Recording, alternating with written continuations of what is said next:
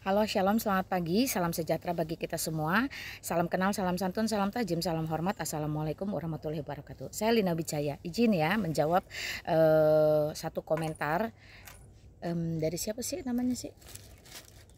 Pokoknya itulah dia. Saya bacakan ya. Kalau sesat, kenapa banyak peneliti yang kagum oleh AI Quran yang sudah menjelaskan isi bumi ini dan ilmu sains? Wah, ini ada beberapa hal yang harus saya notice ya. Pertama, banyak. Kalau banyak harusnya kamu langsung cantumkan satu saja minimal ya. Siapa yang kamu maksud peneliti tersebut. Jadi jangan cuma latah ikut-ikutan banyak tapi sebenarnya nggak ada satupun. Nah, itu namanya klaimologi. Kalau klaim, Doraemon juga mengklaim dirinya adalah Allah. Karena apa? Karena dia bisa mewujud nyatakan segala sesuatu yang diinginkan oleh Nobita. Bahkan bisa pergi kemana saja tanpa butuh bantuan orang-orang kafir, pesawat, dan sebagainya. Itu ya, jadi kita harus bertanggung jawab dengan apa yang kita sampaikan. Tidak usah membodoh-bodohi diri sendiri, menipu orang lain hanya karena latah mengatakan banyak peneliti. Who is it? Satu saja. Ya, kagum oleh AI. Nah, ini menarik ya teman-teman. Coba deh cari tahu siapa itu penemu Microsoft ya. Siapa itu yang membuat AI? Apakah itu dari gurun, dari Arab? Apalagi apakah itu dari pengikut Muhammad? Juga no. Kalian hanya penikmat-penikmat ya, hasil dari setiap orang-orang Israel secara biologis yang diberkati sesuai dengan kitab suci, dan orang-orang Israel yang dicangkokkan atau secara rohani mereka juga adalah umat pilihan Allah yang diberkati. Jadi dari sini kita tahu ya teman-teman ya, bahwa klaimologi itu latah logi, sotoilogi ya, apalagi hal-hal yang berkait pengakuan diri sendiri tapi validasinya tidak dari orang lain.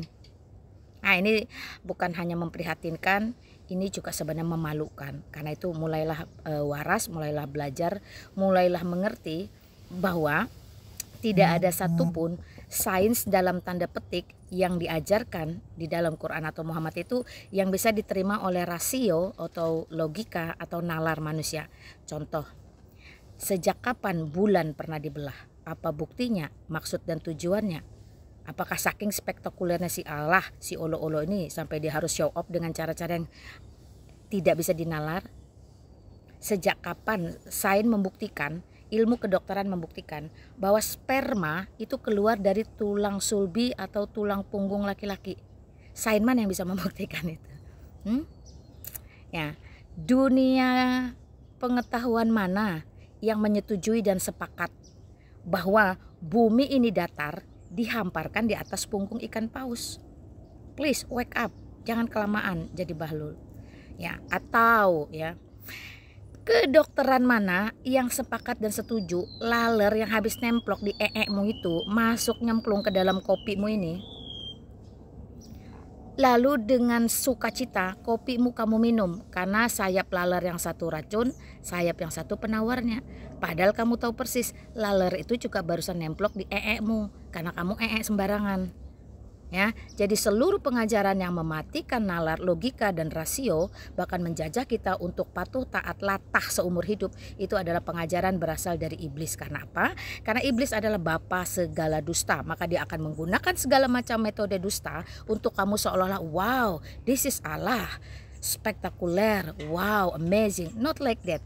Yesus Kristus jelas mengatakan sebagai Allah, Tuhan dan Juru Selamat. Kasihilah Allahmu, Tuhanmu dengan segenap hati, dengan segenap kekuatan, dan dengan segenap akal budi. Karena akal budi inilah yang membedakan kamu dari flora dan fauna. Kejadian pasal 1:26 itu jelas. Kita menjadikan manusia menurut rupa dan gambar kita. Siapa kita di situ? Allah Tritunggal Maha Esa, Bapa firman-Nya yang kemudian nuzul menjadi manusia, Yesus Kristus, dan Roh Kudus, Roh Allah itu sendiri menjadikan manusia itu menurut rupa dan gambarnya. Makanya sering ada istilah peta teladan Allah. So how could, bagaimana mungkin manusia yang jauh mulia dari flora dan fauna itu percaya kepada hal-hal yang mudarat seperti tadi, selain dia berhasil dikecoh oleh iblis seperti Adam berhasil dikecoh oleh iblis. Oke teman-teman ya, saya cuma sampai sini aja untuk membongkar dan membuka sedikit ya.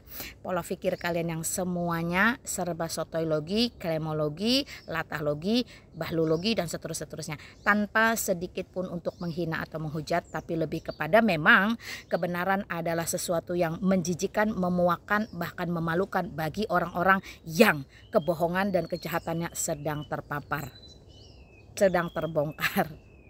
Bukan terpapar, terpampang. Seperti itu teman-teman ya. Kalau saya melakukan kebaikan, nggak setiap orang pasti terima. Tapi kalau setiap orang membuat kebenaran, menyatakan kebenaran, tidak semua orang suka. Oke, apapun pro dan kontra kalian, like dislike kalian, tidak mengkondisikan respon saya. Yang mengkondisikan respon saya hanya firman Allah ketika ia berkata, kasihilah sesamamu manusia seperti mengasihi dirimu sendiri. So don't worry, be happy. Saya sudah ampuni, saya sudah maafkan. Salam sejahtera bagi kita semua. Sehat-sehat ya kalian semua. Dari pantai apa ini saya tidak tahu. Tuhan Yesus memberkati. Assalamualaikum.